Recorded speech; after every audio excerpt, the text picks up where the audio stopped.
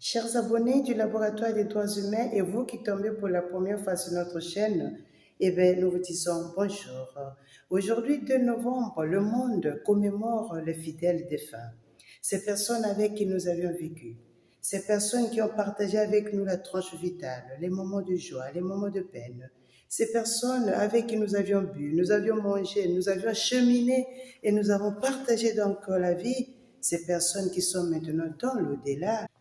En pensant donc à tous les fidèles défunts, aujourd'hui le Laboratoire des droits humains, qui dans ses précédentes vidéos a fait la promotion du droit à l'éducation, du droit au respect à tous les enseignants, veut donc rendre un hommage particulier à une dame qui a fait bouger les réseaux sociaux, une dame qui a fait bouger l'univers éducationnel en République démocratique du Congo, et cette dame, nous la nommons Bonnette Elombe. Mon nom c'est Bonnette Elombe Kinsine. Je suis enseignante à EPC Tiolo Sud. Dans une salle de classe à Kinshasa, elle chantait la vie, elle dansait l'espoir. Un sourire pour chaque enfant, un rêve au bout de chaque histoire. C'est une dame qui a fait preuve de créativité dans son travail. Une dame qui a fait bouger les réseaux sociaux parce que pour elle, l'éducation était toute sa vie. Éduquer les enfants pour elle était une passion. Et elle le faisait avec autant de créativité qu'elle a fait bouger l'univers.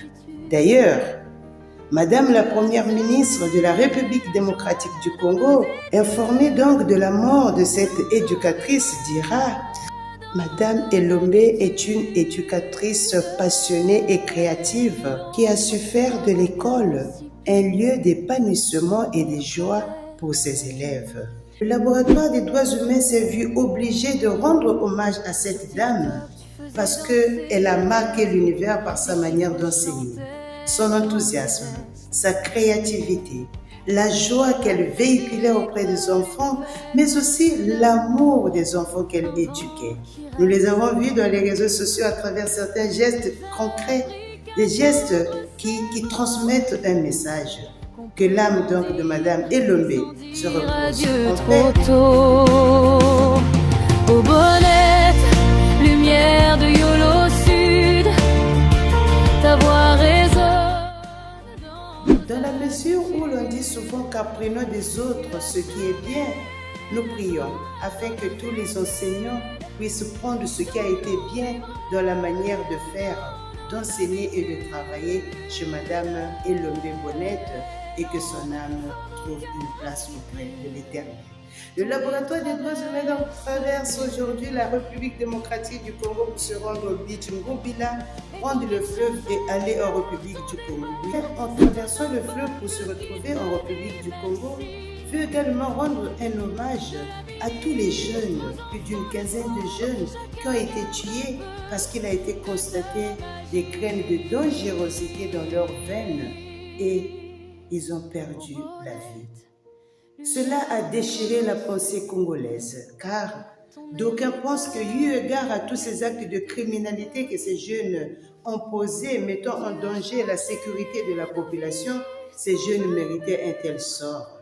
Et une autre pensée, en revanche, a pensé que non, ce n'est pas de cette manière que l'on pouvait finir avec des jeunes qui sont dangereux et criminels, car on ne fait pas face à la violence par la violence.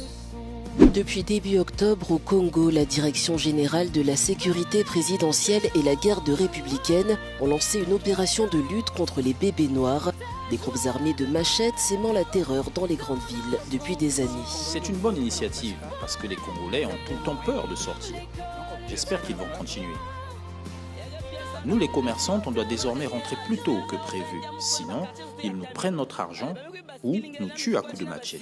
Si l'opération est saluée par une partie de la population, certains déplorent les méthodes employées. Après la publication d'images insoutenables d'exécutions sommaires devenues virales sur les réseaux sociaux. Trop professionnel. Tout le monde a des téléphones Android. On a réduit le réseau Congo. Un bébé noir qui reçoit le message, mais il peut livrer l'autre. Mais lui-même se cache. Parfois, le plus tueur, c'est lui. Plusieurs organisations de défense des droits de l'homme dénoncent une dérive dangereuse dangereuse qui piétine la constitution congolaise et les engagements internationaux du pays. Il n'est pas acceptable que nous puissions voir ce qui se passe d'ailleurs sur Internet avec les citoyens congolais dont la vie est ôtée en un clic. Aujourd'hui, nous assistons à des exécutions sommaires, alors que nous avons un cadre juridique dans notre pays. Si ces personnes, étant malfaiteurs, sont reconnus, doivent être remis à qui de droit afin que justice soit rendue. Bien que la peine de mort ait été abolie en 2015, les exécutions extrajudiciaires ravivent la peur alors qu'un centre de réinsertion doit ouvrir dans la Bwenza, à 200 km de Brazzaville. Bien qu'étant des criminels, la mort de ces jeunes n'a pas laissé le laboratoire des droits humains indifférent. Nous leur donc rendons un hommage et implorons la miséricorde du Seigneur afin qu'il puisse les pardonner pour les actes qu'ils ont commis et que la félicité éternelle leur soit également accordée. Et on sait que ce jour consacré aux fidèles défunts soit aussi un jour où nous implorons la miséricorde de Dieu sur tous ces jeunes et que leur âme repose en paix. Oui, le psalmiste dit, si tu retiens nos fautes, Seigneur, Seigneur, qui résistera? Mais près de toi se trouve le pardon pour que l'homme te craigne.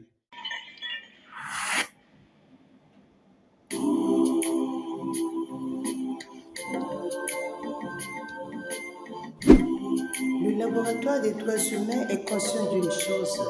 Si nous, adultes, nous, parents, nous, population, nous, gouvernement, continuons à manipuler ces jeunes pour les stimuler à poser des actes inhumains, dégradants, la criminalité ne finira jamais. Et vous, jeunes, n'oubliez pas, comme on le dit souvent, que l'avenir se trouve entre les mains de vous, jeunes. Mais ce n'est pas en versant le sang des innocents, ce n'est pas en tuant les personnes, ce n'est pas en posant ces actes de criminalité, ce n'est pas de cette manière que vous allez préparer votre avenir et être le leadership de demain. Que la mort de ces jeunes vous sert également de leçon. Chers tous, le laboratoire des droits humains est conscient d'une chose. La vie est éphémère, mais elle a besoin d'être vécue en toute dignité et respect.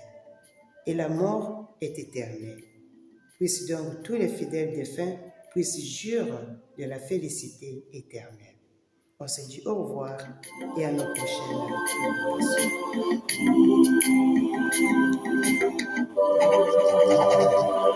publications.